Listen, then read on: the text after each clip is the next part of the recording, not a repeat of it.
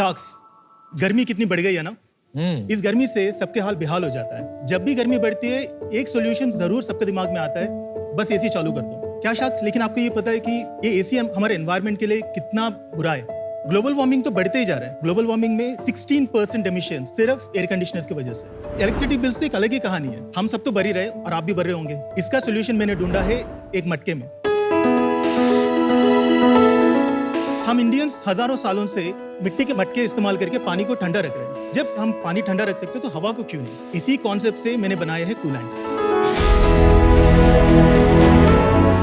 नमस्ते शार्क्स, मैं हूं मोनीश और मैं कूलेंट को फाउंडर हूं। मैं खुद एक आर्किटेक्ट और इंस्टॉलेशन आर्टिस्ट हूं।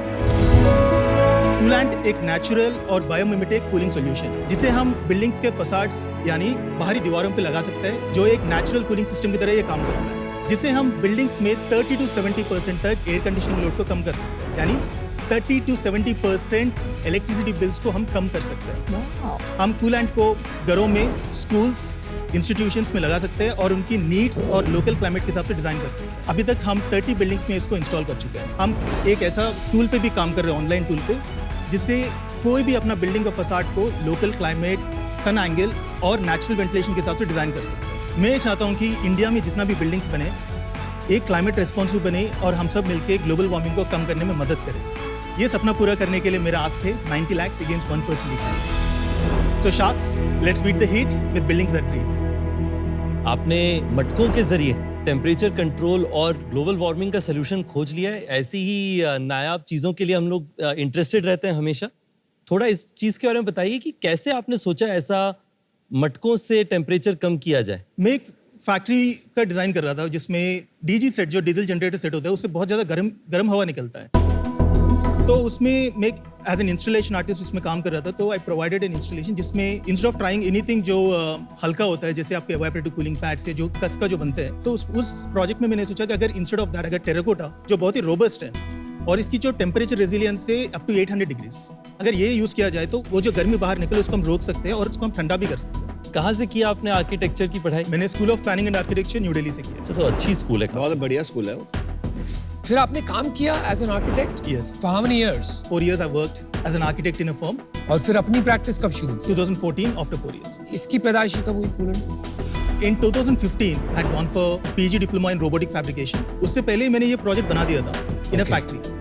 So I came back after 1.5 year and 2 years to see वो तब भी काम कर रहा था। तो मैंने सोचा कि क्या इसको और लोगों को दिखाकर I can actually pitch for more work. रेगिस्तान में जो घर होते हैं हजारों साल से, उनमें भी कुछ ऐसी कूलिंग की कॉन्सेप्ट होती है ना, जो व्हाट इज दैट एग्जैक्टली, और क्या इससे रिलेटेड है वो? जितना भी राजस्थान में जितना भी घर है, हवेलीज या फिर हमने फोर्ट्स में हमने देखा है, हवा महल बहुत ब्यूटीफुल एग्जांपल है। जितना भी जाले होते हैं तो काफी इंटेंस और छोटे छोटे पंक्चर्स होते हैं। बिल्कुल बिल्कुल। ताकि आपको लाइट को कम करे, हीट को, और हवा जो अंदर से पास होकर आता है तो it creates a compression which can help in cooling. और इसके अंदर हमने क्या किया, सेम टेक्नोलॉजी के साथ हमने इवेपोरेटिव कूलिंग ऐड किया, जिससे आपको शेडिंग मिल ही रहे, साथ साथ आपको कूलिंग भी मिल रहा है with the help of water. तो कॉन्सेप्चुअली वही बात है। Absolutely same.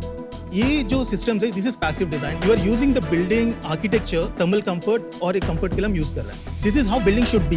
तो आज एग्जिस्टिंग जो 70, 80 साल पुरानी बिल्डिंग्स हैं, आप उस पे भी इंस्टॉलेशन कर सकते हैं? एब्सोल्युटली। अभी भी ओल्ड फैशन घर, टाइल्स की जो रूफ होते हैं, Yes. वो भी इसी मटेरियल के होते Yes, हैं, right? For the same reason. Absolutely. आपका ये जो नाम है कूलेंट बड़ा सॉलिड है। पर आपने कूल एंट बोलते हो आप उसको। Yes, cool ant. और वो एंट आपका मैस्कॉट है। एंड्स ना, मुझे ऐसा लगता है कि सबसे बेस्ट क्रीचर्स है एनवायरनमेंट में।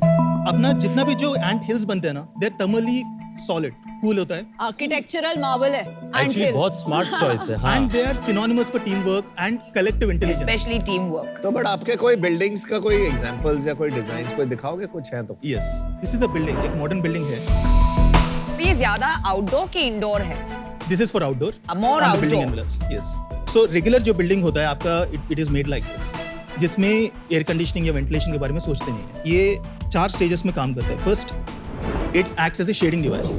सेकेंडली, इसकी जो स्पेसिंग है, we can adjust it according to the sun angle and orientation. And third, ventilation. Ventilation से हम बहुत ज्यादा प्रॉब्लम्स को सॉल्व कर सकते हैं। And the last and the final thing is evaporative cooling. इसके साथ अगर हम पानी ऐड करें, विच इज अ ट्रेडिशनल जो सिस्टम है, जो भी हवा इसके अंदर से जाके बाहर निकलेगा तो नेचुरली आपको ठंडा मिलेगा। हवा मिलेगा। एक बार पानी चला के दिखाएंगे कैसा इसमें रहता है? यस। ये वाटर जब गिरता है इसके ऊपर, this gets wet and terracotta पानी को अब्सॉर्ब करता है। सो वाटर को आपको रेगुलरली चलाने की जरूरत नहीं है। प्लस गीली मिट्टी की खुशबू आएगी। यस, वो तो आ ही रही है थोड़ी थोड़ी। ये आप मैनुअली मूव करेंगे कि ऑटोमेटिक? नो, ये क्लाइमेट और लोकल एंगल के हिसाब से एक बार सेट कर लेते हैं। एक बार सेट कर लिया, सेट कर लेते एंड बट ये प्रोजेक्ट में client also wanted to move it. It's possible, it's more expensive. Building का फसाड ऐसे रहे। यस, आपके पास फोटोज भी है ना? और Yes. दिखाइए। So this is some work that we have done in the past and studio. ये आपका खुद ही का स्टूडियो है? Yes, this is Deki electronics that we have done. ये डीजी सेट के सामने हमने किया था, जिससे कि ये पूरा हीट को कट ऑफ करके it provides into cooling. Got it, very interesting. तो जैसे अगर आपने डीजी सेट के सामने रखा तो आपको टेम्परेचर दिखाई देता है कि डिफरेंस आ रहा है? यस, कितना क्या फर्क आ जाता है? वहां पर local temperatures in peak summers exceed 50 degrees. इससे हमने we got it down to mid 30s। Wow. But I can not generalise this because 40 से 25 तक नहीं ला सकता। 50 से easily I can bring it down to 32, 33। आपने अपनी पिच में क्लेम किया था कि 30 से 70% एनर्जी सेव हो सकती है ऐसे इंस्टॉलेशन लगा के। तो ये क्लेम आप कैसे वैलिडेट करते हैं और आपने कैसे इंश्योर किया है कि आपकी जो स्टडीज हो रही हैं वो ऑब्जेक्टिव स्टडीज है? So we have done a lot of research on this for the last 3 to 4 years and हमने एनर्जी मॉडलिंग किया है, simulations and also buildings to understand the performance of this. Lead का सारी buildings को certification मिलता है green building का। Yes, आपको वो सर्टिफिकेशन मिला है कि आपका अगर प्रोडक्ट लगाएंगे तो green Does it qualify? currently we are undergoing lab testing for this. We already, it's an ongoing process right now. जैसे वो टेस्ट का रिजल्ट्स आ जाएंगे तो we will be enrolled in IGBC as a green building material. तो अभी तक वो नहीं मिला अभी है। तक it's ongoing right now. आपने जो अभी 30 बिल्डिंग्स किए हैं, क्या वहां पे ये कमर्शियली प्रूवन है कि 30 से 70% का सेविंग आया है उन्हें? Okay, I'll give you an example of a product that we have done for Army commanders miss in Army. अच्छा, एक पूरा फ्लोर पे we have installed this in a space of 2500 square feet जहाँ पर हमने इसको implement किया है। पूरा स्पेस को हमने thermal comfort analyze करके we had converted that into natural ventilation.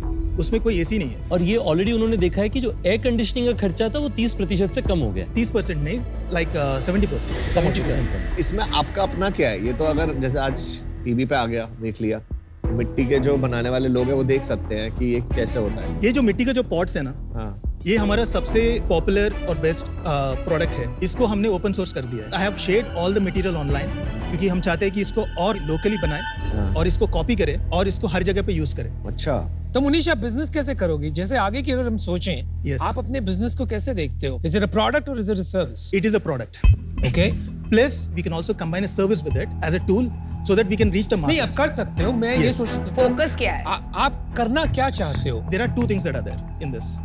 That installation जो मिट्टी का जो बीच वाला potters, जो है। बीच वाला जो है, जो मिट्टी का पॉटर्स बनाते हैं, लोकली बन सकता है ये चीज। अच्छा। हम चाहते हैं कि मैं स्टुपिडिटी कि मैं दिल्ली में बनाऊं और उसको मैं पुणे भेजूं। ठीक है। It doesn't make any sense. तो हमने क्या किया कि आपको उनको इन्फॉर्मेशन देके बोला कि आप बना दो, you page whatever you like. ऐसा करते हुए हमने मेक्सिको में भी इसको बनाया। अच्छा। Sharing the information. ये आपने ओपन सोर्स कर दिया, हो गया वो? ठीक है, डन। सेकंड इंस्टॉलेशन है, this is developed using CFD and aerodynamic, जिसका इसका जो शेप है जो एरोफॉइल्स का, this is not something people can customise. उसमें और इसमें फर्क ये है, उसके ऊपर पानी जो है ऊपर से गिर रहा है। एरोफॉइल्स में फर्क ये है कि पानी जो है इट्स इनसाइड द सिस्टम। इसके अंदर पानी जो, there is a capsule in this जिसके अंदर पानी रहता है। Water is not flowing outside. और इसको रिवर्स इंजीनियर क्यों नहीं कर सकता है कोई? The manufacturing of this is very complicated. तो आप खुद मैन्युफैक्चर करते हैं? Yes, we contract. तो your business model, just if I can summarise, आपको ये वाला फॉइल वाला जो बिल्डिंग एनवेलोप है, इसको मॉड्यूलराइज करके बेचना है। Exactly. Got it, thank you. तो मोनीश, पहली बात तो आपकी पिच फिनोमिनल थी। आपने जो हुक डाला था पिच में नंबर्स वाला 30 to 70%, I think it's a great lesson for जो लोग आके पिच करते हैं, क्योंकि इट इज क्लियरली अपनी प्रोडक्ट का यूएसपी नंबर के थ्रू एक्सप्रेस किया आपने। सेकंड, मुझे आपका आइडिया ऑफ ओपन सोर्सिंग, जो आपका मोस्ट अनप्रोडक्टिव बिजनेस लाइन है, बहुत अच्छा लगा। बिकॉज अगर आप अर्दीनेस को कूल बनाएंगे एंड बहुत सारी बिल्डिंग्स में लोग ये लगाने लगेंगे तो आपका ही फ्यूचर बिजनेस जो है वो बढ़ेगा। Congratulations on that. Thank you. मेरे लिए ये अभी इन्वेस्टेबल नहीं है बिकॉज ये जो कैटेगरी ऑफ बिजनेसेस है, इसमें आपका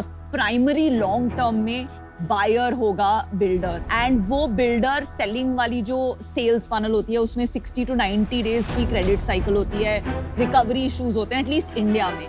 तो एज ऑफ नाउ वैसे बिजनेसेस में मैं इन्वेस्ट करने वाली रिस्क नहीं लेना चाहती हूँ। तो आज मैं आपके साथ इसमें जुड़ नहीं पाऊंगी, but love the work that you are doing. Congratulations. Thank you. थोड़ा सा बिजनेस समझें आपका। Yes, okay, what is your sales? this year since April we have made a business of 1.1 CR का gross revenue. Net revenue? 84 lakhs. और कितना close करोगे आप? 2 CR. और उसमें प्रॉफिट कितना बनेगा आपका? Right now we are not profitable. Burn कितना इस साल का आपका expected? Around 20 lakhs is the burn rate that goes into the salaries and तो कौन फाइनेंस कर रहा है इसको? myself. I am an architect. I have an architecture practice. तो वो अलग फर्म है Yes, और ये कंपनी अलग है complete. और आप इन्वेस्टमेंट इसमें ले रहे हो Yes. और आर्किटेक्चर प्रैक्टिस आप कंटिन्यू रखो। अभी तो yes, definitely right now. 90 crore क्यों वैल्यूएशन मांगा है आपने? 2 करोड़ भी सेल्स नहीं है तो it No, doesn't no. Match. So this we have just started this year with the sales. Usually sales का 3 या 5 गुना is the upper limit. We have about hundreds of inquiries which we are not able to fulfill right now. Order book है आपके पास? हाँ, आपने What do we quantify have? We किया have a होगा ना Zoho, कितने करोड़ के इंक्वायरीज है। In the next 1 year, around 2.8 के already we have it on the table. See I tell you क्या इशू है। I am out for 2 reasons.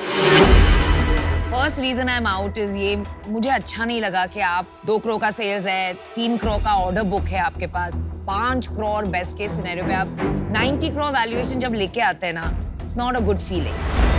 आपको तो पता है हम फाउंडर पे बैठ लेते हैं, आपकी थिंकिंग ही इतनी इलॉजिकल है No, so तो we दैट उससे एक ट्रस्ट डेफिसिट हो जाता है। सेकेंडली ये ओपन सोर्सिंग के मैं खिलाफ हूँ बिकॉज हमारा जो एक पूरा थिंकिंग अराउंड स्केल है स्टैंडर्डाइजेशन एंड क्वालिटी चेक्स। तो जब आप ओपन सोर्सिंग करते हैं तो वो level of standardisation quality checks पे मुझे भरोसा नहीं होता है। So today I am out but I wish you the best. मुझे क्या लग रहा है ना मुनीश, आपका एक प्रोजेक्ट बेस्ड बिजनेस है तो आपके रेवेन्यू स्ट्रीम जो है ना आगे के काफी अनप्रेडिक्टेबल है, तो कोई भी तरीके से इसको अंडरराइट करना बहुत मुश्किल है। अभी तक वो बात नहीं है कि आप मॉड्यूलराइज हो गए हो, service businesses other architecture firms आप पे ऑर्डर डाल रहे हैं और आप ऑर्डर बुक बना रहे हो, तो बहुत बहुत मुश्किल हो जाएगा इसको अंडरराइट करने के लिए। इस वजह से मैं आउट हूँ।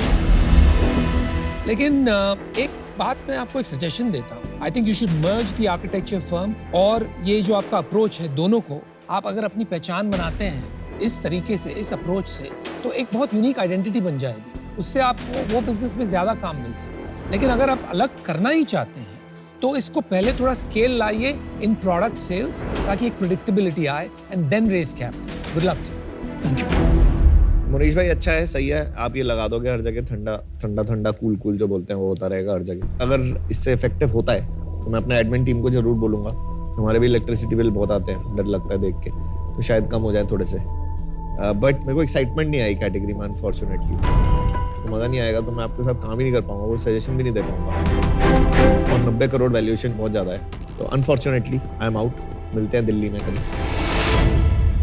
अगर आपने मुझे एज अ कस्टमर कन्विंस कर दिया तो एज एन इन्वेस्टर आप कन्विंस कर देंगे। तो थोड़ा सा आपके वापस से उसी आर्मी कमांडर्स की जो एकोमोडेशन का एरिया था उसी पे चलते हैं। कितना निवेश या इन्वेस्टमेंट लगा उस पे 8 lakhs.